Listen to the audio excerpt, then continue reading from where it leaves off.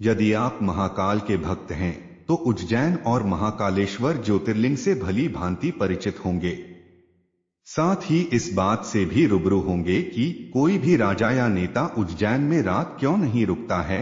यदि इस रहस्य और पौराणिक महत्व से आप बेखबर हैं तो चिंता की कोई बात नहीं है।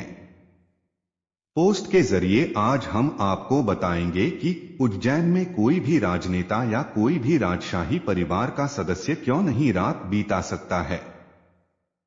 भारत के 12 ज्योतिर्लिंग में से एक ज्योतिर्लिंग उज्जैन महाकालेश्वर में भी है, जिसे उज्जैनवासी राजा महाकालेश्वर के नाम से पुकारते हैं।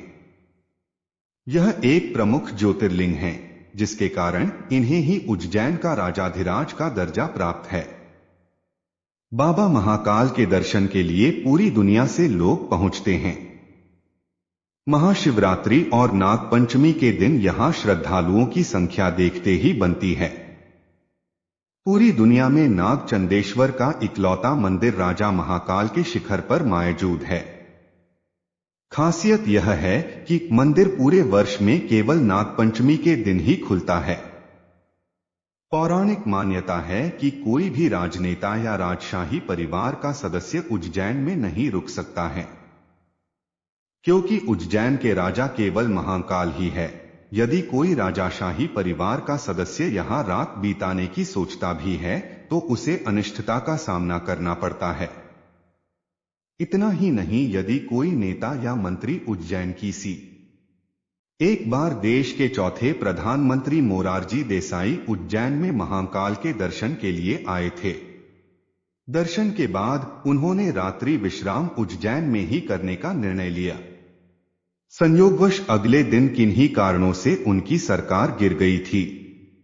इसके बाद एक बार कर्नाटक के सीएम वाईएस येदियुरप्पा ने उज्जैन में रात्रि विश्राम किया था, जिसके मात्र 20 दिन बाद ही उन्हें किसी कारण से अपने पद से इस्तीफा देना पड़ा था।